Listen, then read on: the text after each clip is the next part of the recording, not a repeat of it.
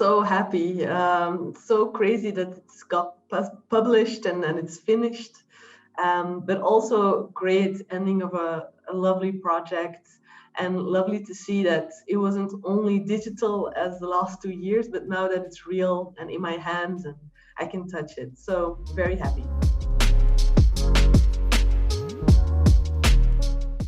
It's children's book for girls and boys, any person really who is inspired by science, fantasy, and their family. Lola is this very smart inventor. She has crazy curls and she's really proud of being herself. She's almost a little, bossy. She's inspired by me. So, and she has this little brother, and she really wants to take him with her in her story of inventing and discovering the world, but he's a little bit sad. And she doesn't know how to inspire him or make him happy. So she starts on a research like every scientist does. And that's the story. When I started writing the story, I felt really self-conscious and, insecure almost as a writer. It is a very difficult topic. It's very interesting to write for everybody or every kind of person, but it's still something that I don't know the rules of, or I don't know all the concepts. So I found it very interesting and reassuring that I had people thinking with me, working with me, researching with me. So I could really give my all and write the story as it should be written. So the support I got was, amazing. And the cherry on top for writing this story. I love Fatinia. She really is this inspiring superwoman almost. And she really is the leading person in the field, especially in Flanders, but around the world, actually.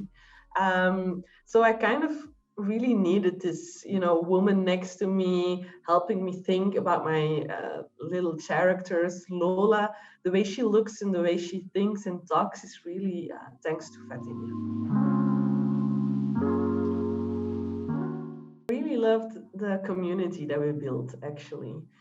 The workshops were very interesting, and they showed me, of course, all kinds of sides to the story of what it is like to make everybody's story, but it was also very important for me to see other writers, other people struggling with the same questions of, am I doing enough? Am I doing it right? What are we talking about? What are we writing about? What is our part in this publishing world? And I loved to see all the other stories, all the ways that you can work with inclusion and diversity and just make endless amounts of stories. It's not like a one-sided thing at all. So I loved getting to know everyone, even the workshop givers, that I can follow them, that I can be inspired by them, that I can be one of them, actually. So yeah, I really loved the world that we built together. One stream of things that all kinds of tools that I needed to make something. I loved how practical sometimes it was, where they really told me, like, what are the rules of making a children's book? How many pages? How do they publish it? How do you write for other people? How do you make a story that's compelling for children? I thought that was very interesting, because there's not a workshop that really offers you this, or an education that offers you this. But then on the other hand, also, how do we break these rules? How do we make it our own? How do we really create characters who are diverse, who are inclusive, that are interesting? And how do you stay away from the typical pitfalls, like bringing in diversity by using animals, for example, as a character? It's an easy way out. It's very more important to create people of color, for example, with explicitly their nation written down, and that people know that, yeah, there is someone, a girl from Zimbabwe, who's in this book, and it's also interesting to read when you're from Belgium, just to really respect each other, really.